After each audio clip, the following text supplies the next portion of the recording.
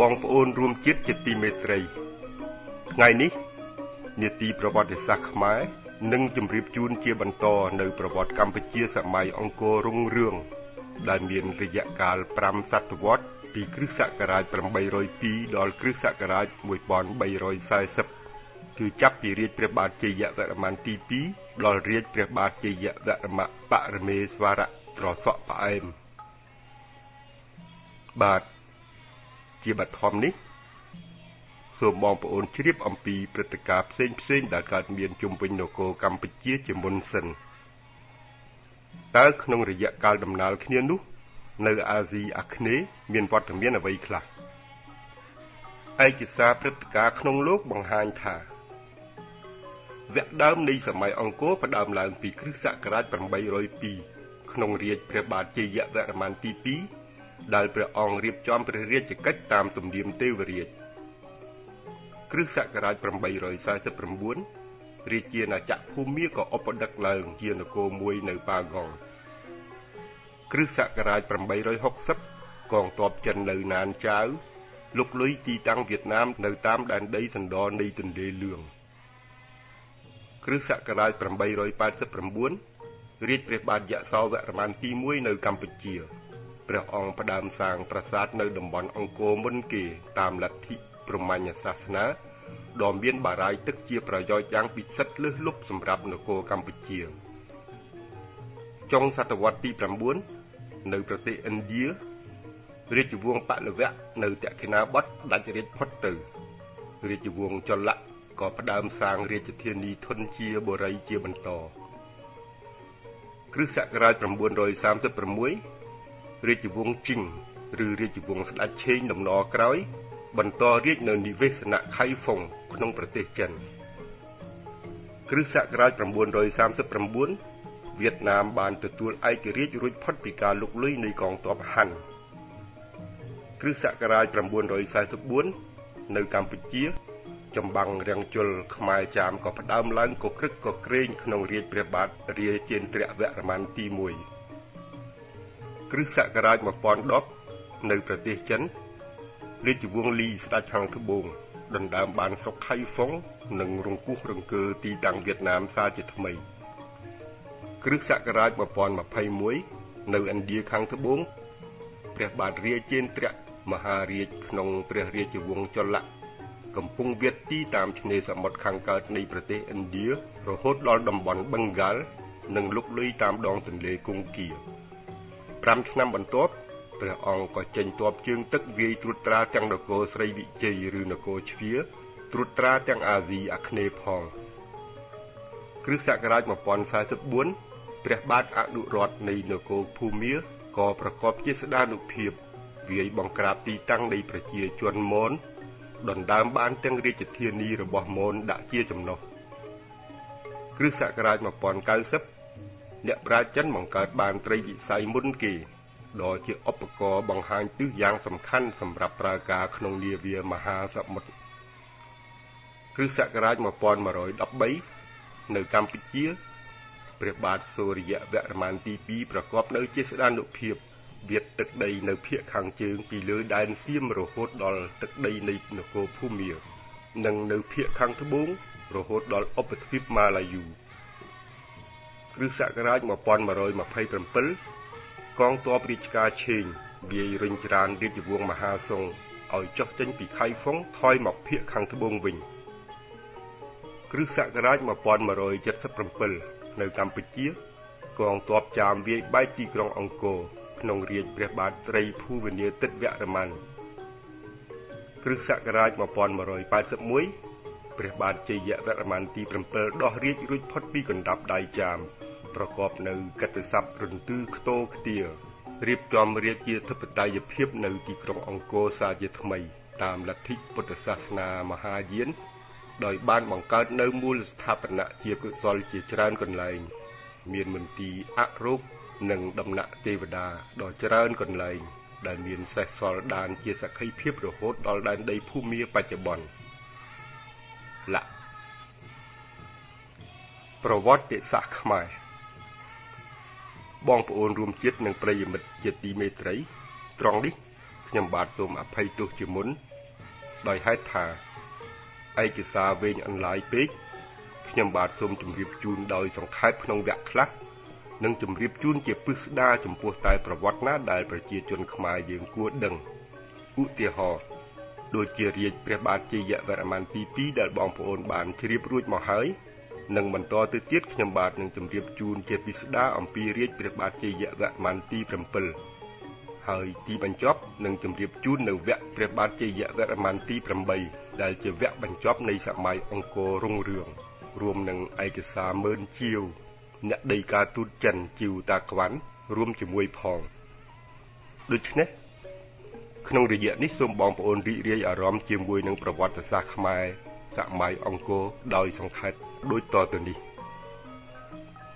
កម្ពុជាសម័យអង្គររុងរឿងសតវត្សទី9គឺជាកំណើតនៃនគរកម្ពុជាដែលបានឧបដឹកឡើងដោយគុណបុណ្យបារមីនៃព្រះរាជវង្សចេនឡាមួយអង្គព្រះនាមព្រះបាទជ័យវរ្ម័នទី2កម្មរៈតែងអញ្ញកតរាជសេញឌីណាផាំងស៊ីពូទីស្ដេចរៀបឯករាជ្យភាពឲ្យកម្ពុជាបានសុខស្រួលបង្រួមផែនដីឲ្យស្រេចស្ដេចកែនរេពលទៅសាងព្រះរាជបូរីរម្យឧត្តមមហាស្ថាន Une succession de résidence royale នៅខាងជើងបឹងធំមានបូរីពីរកន្លែងជារាជធានីផ្ទាល់របស់ព្រះអង្គគឺទីក្រុងហរិហរឡាយៈនៅរមណីយដ្ឋានរលួសដែលគេស្គាល់ថាគឺជាបូរីកាលស្ដេចប្រកបជោគជ័យគ្រាទី1និងបូរីរមមហេន្ទ្របរវត្តតាំងនៅលើជម្រាលភ្នំគូលែនសពថ្ងៃនេះហើយជាកិត្តិស័ព្ទនៃចេស្តាបារមីរបស់ព្រះអង្គមិនត្រឹមតែជាកម្មរៈតែងដោយអង្គដទៃទេគឺទ្រង់ជារាជាធិរាជនៃកម្ពុជាសាងឯករាជ្យឲ្យបានរួចផុតពីកណ្ដាប់ដៃជ្វាផងរាជព្រះបាទឥន្ទ្រវរ្ម័នគ្រិស្តសករាជ877ដល់889ស្ដេចស្នងរាជបន្តពីព្រះបាទជ័យវរ្ម័នទី2គឺព្រះបាទឥន្ទ្រវរ្ម័នស្ដេចបង្ហើយកិច្ចការបង្រួមជាតិហើយក៏អភិសេករាជជាស្ដេចនៅឆ្នាំ877រៀបផែនដីស្រេចបាច់នៅភាគខាងក្រោមនៃទន្លេមេគង្គស្ដេចកាន់រាជសាងគេដំណើរជាច្រើនកន្លែងនៅក្បែរបឹងធំពង្រីកទីក្រុងហរិហរឡាយៈសង់ប្រាសាទព្រះគោនិងបាគងជាបន្ថែមចាត់ផែនការទប់ទឹកប្រើប្រាស់ក្នុងព្រះនគរលើកអាងធ្វើជាបឹងជីកដែលមាននាមថាឥន្ទ្រតាដាលុះព្រះអង្គចូលទីវង្គតទៅនៅគ្រិស្តសករាជ889អតីតទឹកដីខាងចេនឡាគោកក៏ធ្លាក់ជាសមិទ្ធិនៃក្រុងភវបុរៈដែលបានប្រមូលយកទាំងរាជអំណាចរបស់ព្រះអង្គថែមទៀតផងកំណើតក្រុងអង្គររាជព្រះបាទយសោវរ្ម័នគ្រិស្តសករាជ900កាលពីរាជព្រះបាទឥន្ទ្រវរ្ម័នព្រះអង្គតែងថ្វាយឱវាទបណ្ដុះបណ្ដាលព្រះរាជបុត្រារហូតដល់បានគ្រងរាជ្យជាស្ដេចទ្រង់ព្រះនាមព្រះបាទយសោវរ្ម័នរាជនោះស្ដេចសាងរាជធានីនៅរមណីយដ្ឋានថ្មីឯដទឹកដីនៃទេវភពប្រកបអ្នកខត្តរិកសុខដុមជុំមហានគរ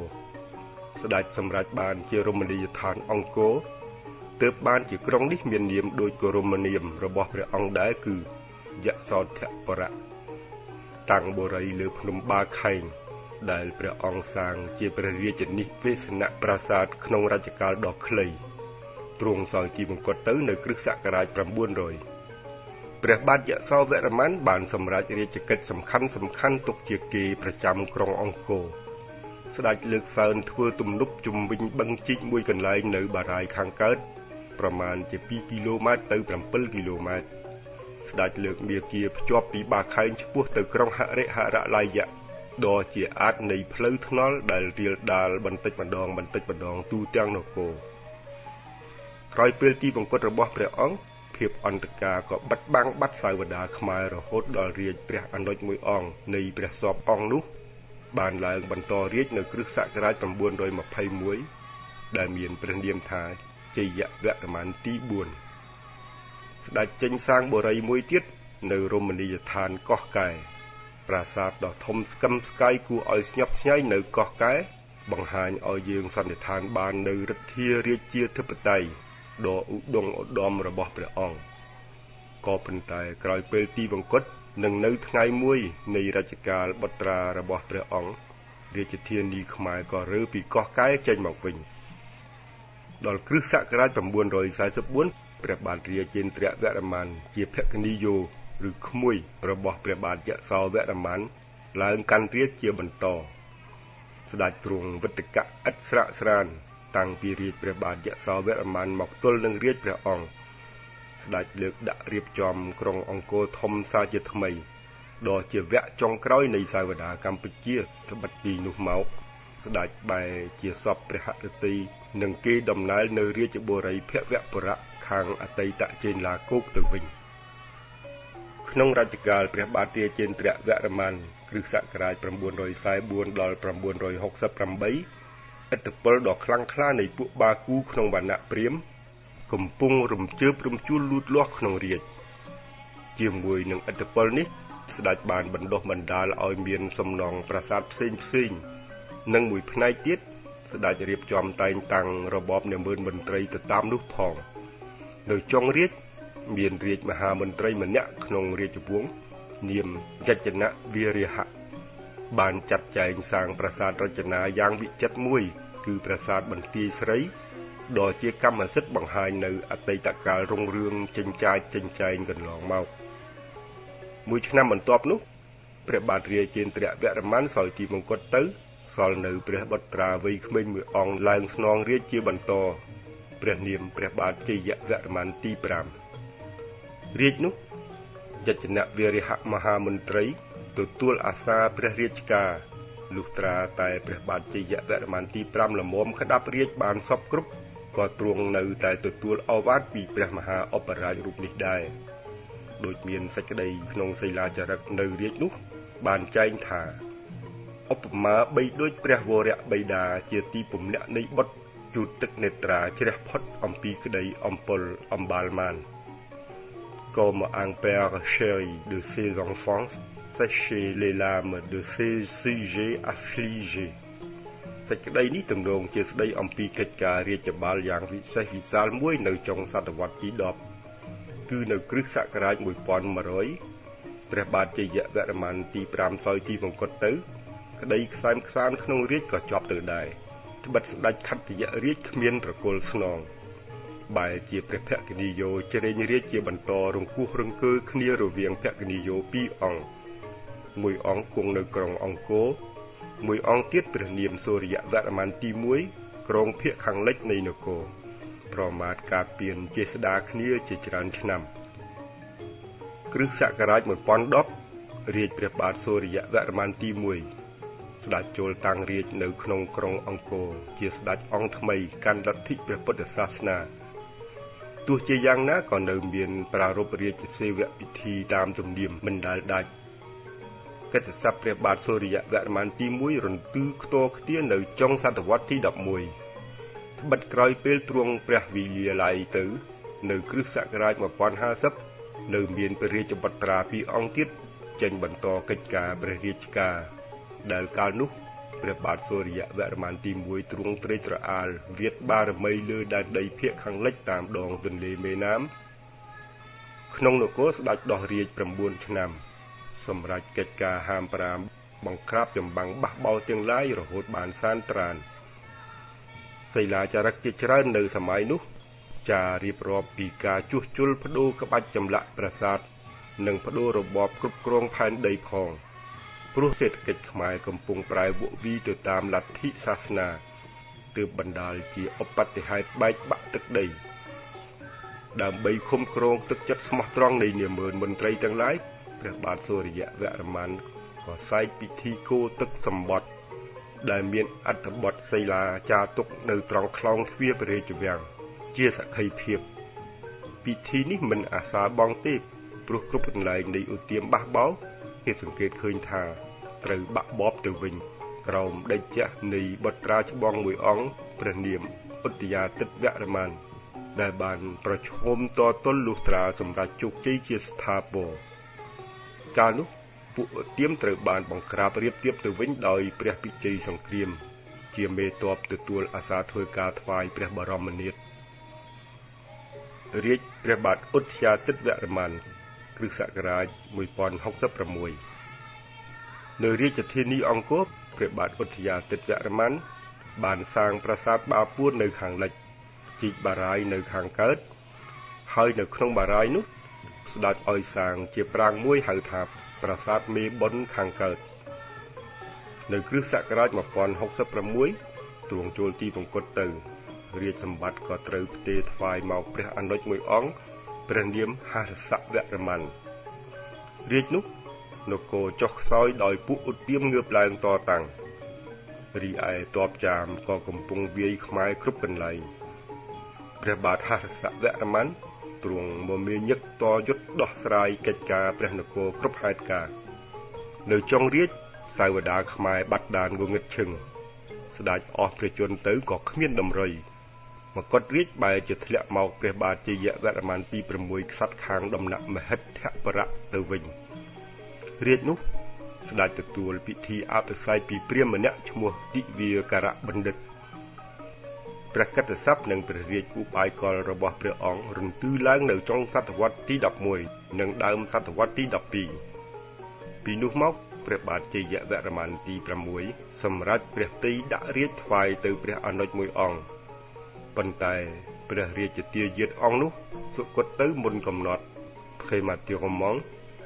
ម្ល៉េះហើយព្រះមកុដក៏បែរជាធ្លាក់មកព្រះអនុជមួយអង្គទៀតនៅគ្រិស្តសករាជ1107ដល់1112គឺព្រះបាទធរណិន្ទ្រវរ្ម័ន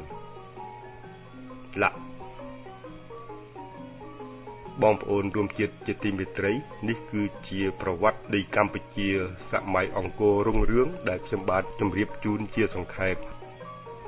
ជាបន្តនៅថ្ងៃក្រោយទៀតខ្ញុំបាននឹងលើកយកប្រវត្តិព្រះបាទជ័យវរ្ម័នទី7មកជម្រាបជូនជាពិស្ដាសូមអរគុណដល់ការយកចិត្តទុកដាក់ស្ដាប់របស់បងប្អូនពីខ្ញុំមីសុភីវិទ្យុខ្មែរពិភពលោកទីក្រុងលីយ៉ុងប្រទេសបារាំង